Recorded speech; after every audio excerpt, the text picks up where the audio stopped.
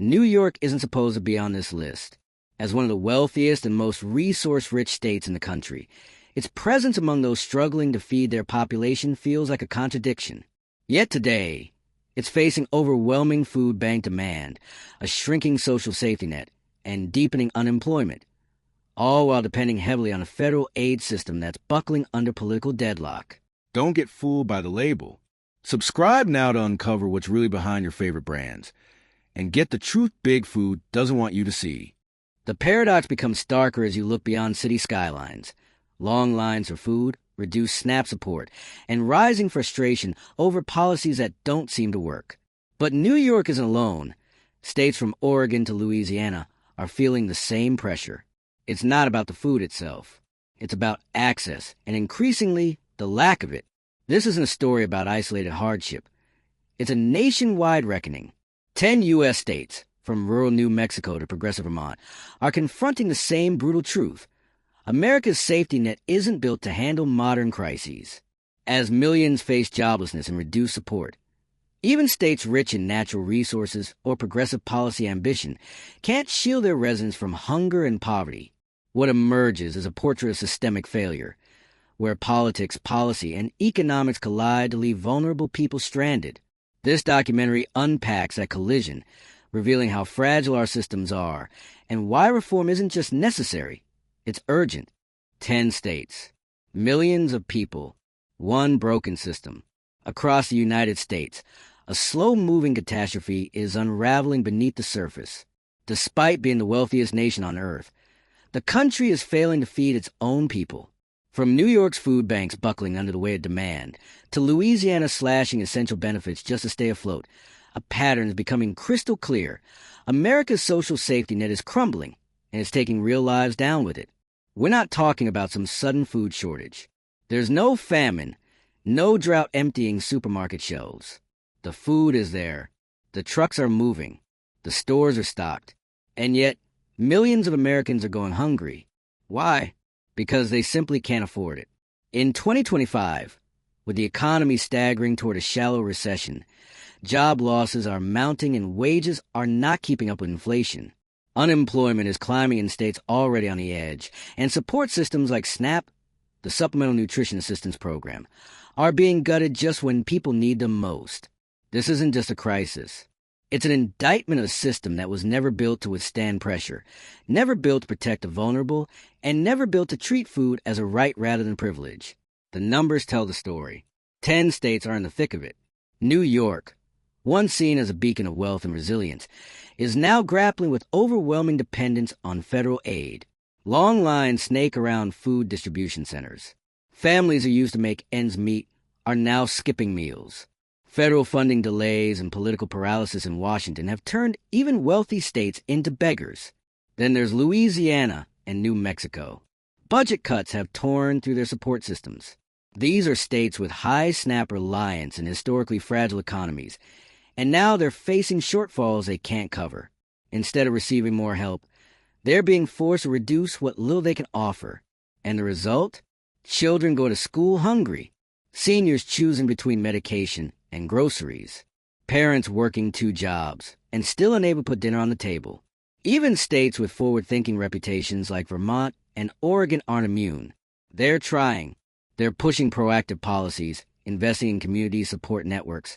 But when the federal spigot dries up, they can only do so much. Federal aid is a lifeline. When that lifeline is cut, everyone sinks. This isn't just about food. It's about access. It's about affordability. A nation overflowing with agricultural surplus somehow can't get healthy food to its people because the cost of living is outpacing assistance. SNAP benefits are not designed to keep up with inflation, and with reductions already in place, recipients are seeing less help at a time of more need. Families that were barely making it before are now drowning. And the cruel irony? Many of these states grow the food that Americans can't afford to eat. The crisis is hitting both rural and urban areas. From small towns in the South to big cities in the Northeast, the story is the same. Rising unemployment, shrinking benefits, and a widening gap between what it costs to live and what people can afford. In agri-centric states like Louisiana, which should be self-sustaining. The lack of infrastructure and funding is turning plenty into poverty. Let's be clear, this isn't just some natural disaster. This is policy failure. This is what happens when lawmakers play games with budgets and treat social support as optional. When political gridlock in Washington halts funding, states scramble to patch the holes. But patchwork isn't enough. The system itself is broken. Rhode Island offers one example of how to respond. Faced with a spiraling crisis, courts stepped in to keep SNAP benefits flowing. It shouldn't have to come to legal action to feed people. But in a country where the government fails to act, the judiciary becomes the last line of defense. Temporary fixes, yes, but they prove that intervention is possible when the will is there. It shouldn't take a lawsuit to feed hungry families. And this crisis is contagious. The ripple effects are everywhere. As people lose jobs and benefits, local businesses lose customers. Tax bases shrink. Retailers close. Charities become overwhelmed. Social support isn't just moral. It's economic infrastructure. Let it collapse, and everything around it starts to fail. This isn't an isolated story. This is national. Every state is exposed to the same flawed federal systems. Every community is vulnerable. The difference is how well they're able or willing to respond. States trying to invest in local food networks, community employment, and modernize welfare systems are holding the line. But for how long? And here's the cruelest part. It's not that there isn't enough to go around. There's enough food. There's enough money. What's missing is a political will and strategic vision to deliver it where it's needed. We've built a country where food is abundant but inaccessible to millions because of income barriers, transportation deserts, and policy neglect. This is a human rights failure disguised as a budget issue. The gaps are not just economic. They're geographic and political. Some states are choosing to act. Others are paralyzed or actively cutting programs. There is no national cohesion. The country's welfare model is decentralized, overly reliant on federal disbursement, and unable to adapt to crisis without extraordinary intervention. This leaves vulnerable populations, children, the elderly, disabled people, and low-income workers, dangling on a thread. When Washington fails, they fall. And they're falling right now in red states, blue states, and everything in between. It doesn't matter if you're in upstate New York or rural Mississippi. If your job disappears and your benefits get cut, you're one missed paycheck away from a food bank line. The crisis is a mirror. It reflects a system built to punish the poor for being poor. And when that system starts to crack, it takes entire communities down with it. There's a path forward, but it's not easy and it's not short-term. States must invest in local food supply chains, not just to reduce reliance on long-distance logistics, but to create jobs and stabilize economies. Community employment initiatives must be funded and scaled. Welfare systems must be modernized, not slashed, so they can meet people where they are, especially during downturns. Affordability must be a central focus. It's not enough to have food in stores if people can't pay for it. Cost reforms in housing, healthcare, and transportation are all part of the solution. If we treat hunger as a standalone issue, we'll keep treating the symptoms while ignoring the cause. Resilient policies must be built into state budgets, with legal safeguards to ensure that when crises hit, aid doesn't disappear overnight. Rhode Island's example shows it's possible, but it shouldn't be rare. The goal must be structural resilience, not charity, not patches, but a robust, adaptable system that doesn't require emergency lawsuits to function. Right now, millions of Americans are facing hunger, not because there isn't enough food, but because they've been priced out of a broken system. It's time to stop pretending this is someone else's problem. The people hit hardest are often the ones who contributed the most: essential workers, caregivers, longtime employees. And they're being abandoned. Food is not a luxury. It is not a privilege. It is a basic need. And in the United States of America, that need is not being met. The cracks in the system are now wide open. If we don't act boldly and strategically, those cracks will become chasms, and more people will fall through. If this breakdown of support systems concerns you, if you believe food, dignity, and basic survival should not be up for debate, then speak up. Share this video. Drop a comment. Subscribe for more reporting like this. And don't forget to hit the like button. to make sure this message spreads. Because silence in moments like these is complicity. We need change. Not tomorrow. Now. This isn't just a headline or a statistic. This is a real-time unraveling of the American promise. The idea that if you work hard, play by the rules, and stay out of trouble, you'll be able to feed your family? That idea is disintegrating right before our eyes. Millions of Americans did everything right. They worked. They paid taxes. They built communities. And now, they're in unemployment lines. They're rationing their groceries. They're watching their kids skip meals. And what's the government's response? Cutbacks, delays, excuses. And nowhere is that failure more visible than in the SNAP program.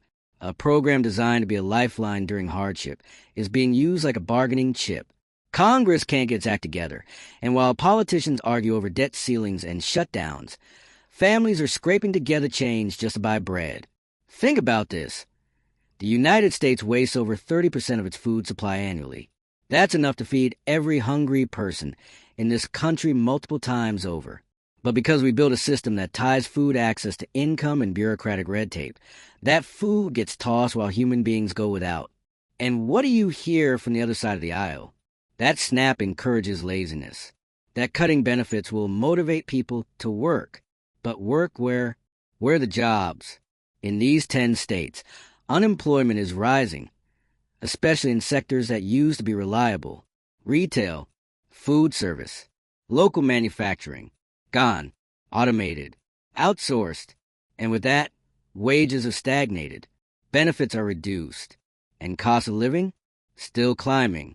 There's this myth floating around that the economy is doing fine, that it's resilient. That's the word Wall Street loves to use. But Main Street is on life support because economic data doesn't tell the full story. It doesn't show you the mother in Louisiana choosing between rent and formula.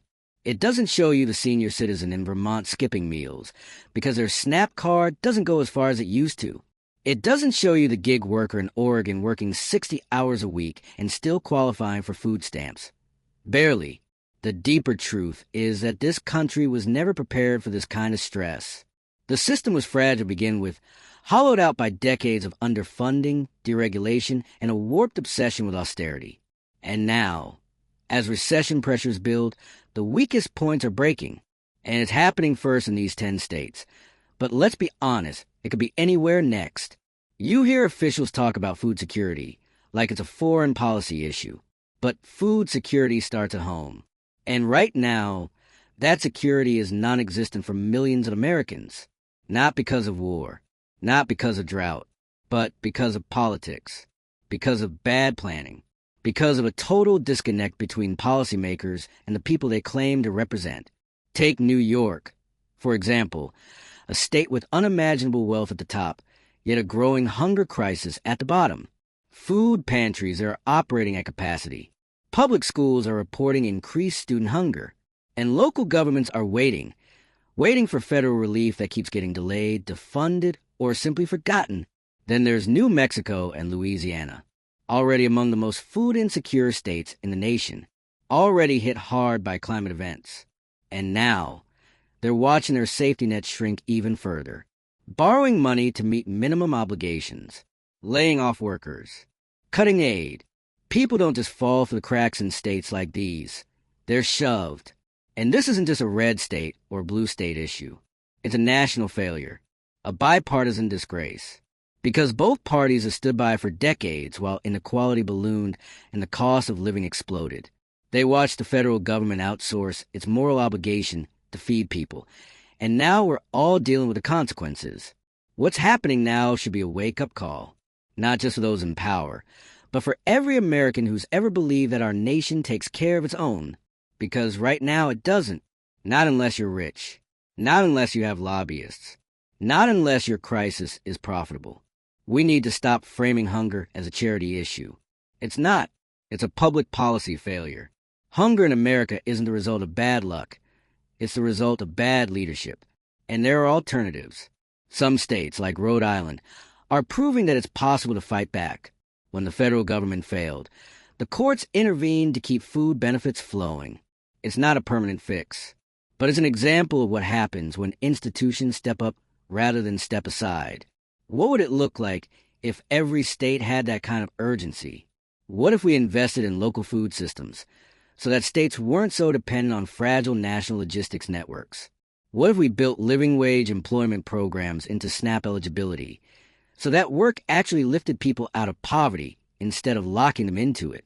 What if we treated food not as a commodity, but as a public utility, something as vital as water, energy, or health care? Because here's the truth. Hunger is not inevitable. Poverty is not a natural disaster. These are political choices. And right now, the choices being made are punishing the poor while protecting the powerful. It doesn't have to be this way. Oregon and Vermont, while struggling, are at least trying. They're experimenting with local resilience. They're piloting programs to modernize benefits. But even the best-intentioned policies can't thrive if federal money is held hostage, or if states are operating under impossible budget constraints. And let's talk about those budgets. States are forced to balance their budgets annually, unlike the federal government. When tax revenues drop due to job loss and recession, states can't borrow freely. They have to cut. And what gets cut first? Social services, food aid, housing support, education, the very things that help people survive downturns. This is why decentralized welfare is failing. Because when the feds freeze, the states break. It's not enough to react to these crises as they come. We need a structural overhaul. A federal guarantee that basic needs, food, housing, health care, are not up for debate every time there's a new Congress or budget cycle. What we're seeing now is a test of national character. Will we continue to let millions fall further into hardship because our systems are brittle and our leaders are indifferent? Or will we finally admit the old models are dead and build new ones that actually work? Food deserts in the South, urban hunger in the North, families teetering on the edge in the Midwest. This isn't a regional crisis. It's a national betrayal. And the longer we pretend otherwise, the more damage we do. Let's stop lying to ourselves about American exceptionalism when we can't even guarantee a child 3 meals a day. Let's stop patting ourselves on the back for charity drives when the richest country on earth allows 40 million people to rely on food stamps and then cuts those benefits in the middle of an economic slowdown. Let's stop calling this a temporary problem, because until we rebuild the social contract, this isn't going anywhere.